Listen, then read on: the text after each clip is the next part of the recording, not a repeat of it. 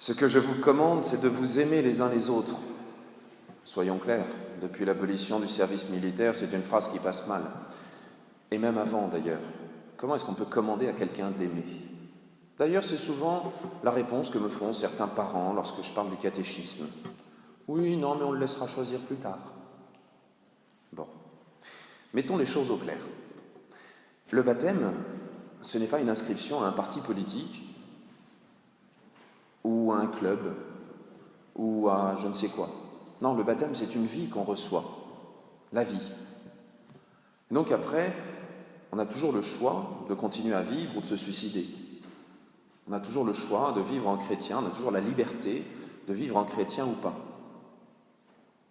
Mais pour bien comprendre ça, nous devons voir que le baptême, justement, ce n'est pas une chose que l'on choisit. Comme la foi, ce n'est pas un objet que l'on pourrait acheter ou choisir de posséder. Et ça serait le cas si la foi était simplement un sentiment. Mais nous le savons. Il y a des choses que nous pouvons choisir, et tant mieux. Aujourd'hui, beaucoup d'enfants, par exemple, au lieu de manger ce qu'on leur donne, vont ouvrir le frigo et prendre ce qui leur plaît. Bon, c'est une liberté qui leur est donnée, et c'est un progrès par rapport à une époque où il n'y avait que des rutabagas à manger. Mais dans d'autres domaines, ce n'est pas forcément un progrès. La foi, ce n'est pas une question de menu. La foi, c'est presque comme une amitié.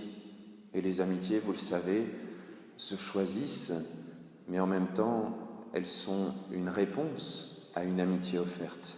Et souvent, elles sont le fruit d'un dialogue et d'une croissance.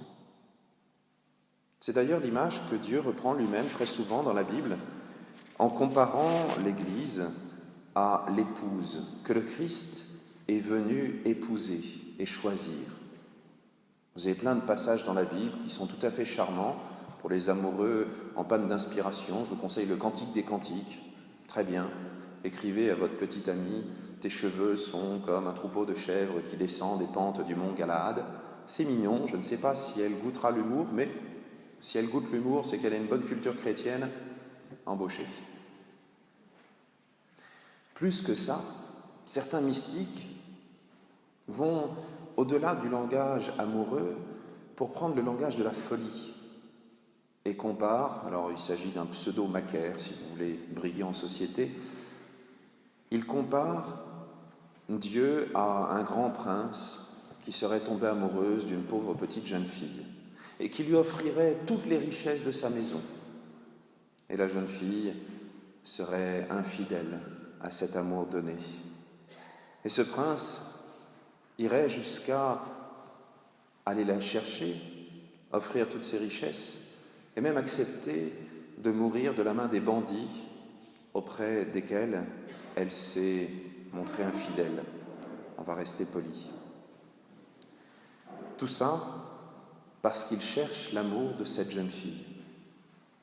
Oui, il y a une chose qui est importante. Dans l'amitié, ce sont deux personnes qui sont égales. Dans l'amour aussi, ce sont deux personnes qui, différentes, sont égales. Dieu veut nous traiter d'égal à égal. C'est incroyable ça.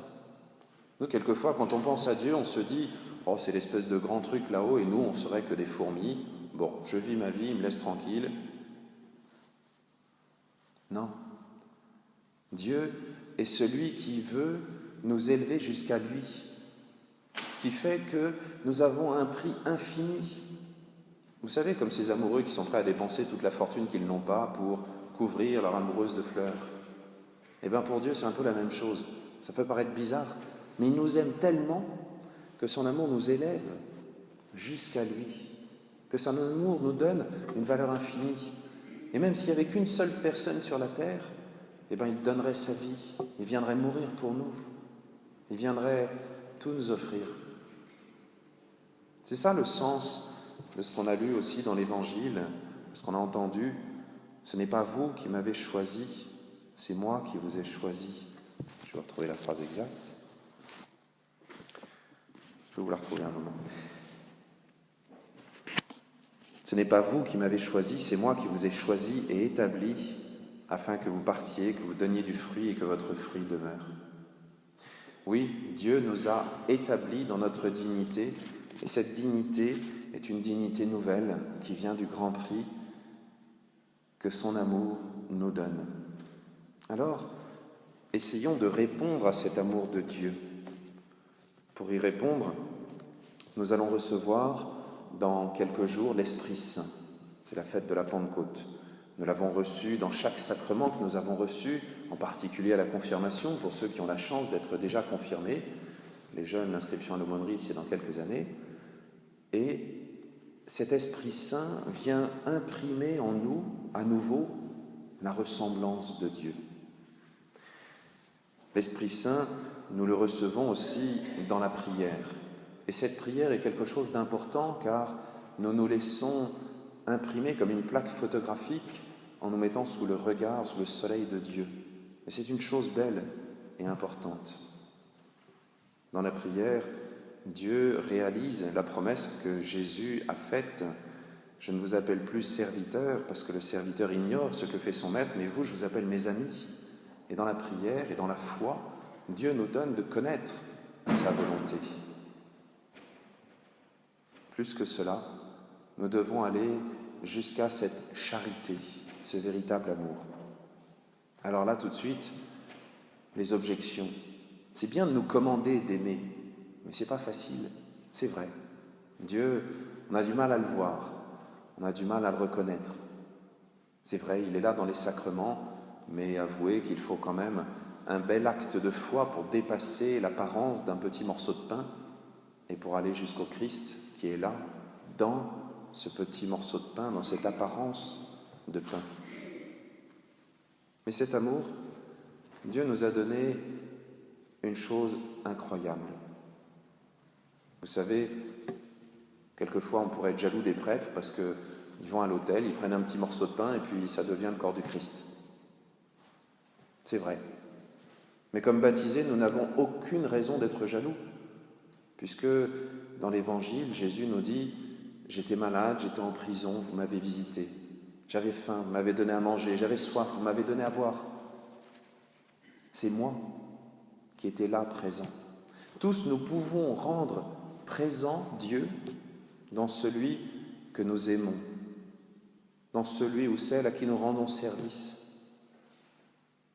Quand il nous demande de nous aimer les uns les autres, quand il nous demande de l'aimer, lui, c'est un seul et même commandement. Chaque acte d'amour posé fait rendre présent Dieu. Alors oui, demandons cette grâce à Dieu pendant ce temps de Pâques qui se termine et finalement pendant tout ce temps de Pâques qui est notre vie, puisque nous sommes déjà ressuscités, mais nous attendons cet accomplissement. Demandons-lui d'être capable d'aimer en parole et en vérité, par chaque instant, chaque acte de notre vie, parce que c'est lui qui est présent, parce que c'est lui qui nous le demande, parce que c'est lui qui nous donne la force, parce que c'est lui qui nous attire vers cette résurrection. Oui, que Dieu nous aide à vivre en ressuscité. Amen.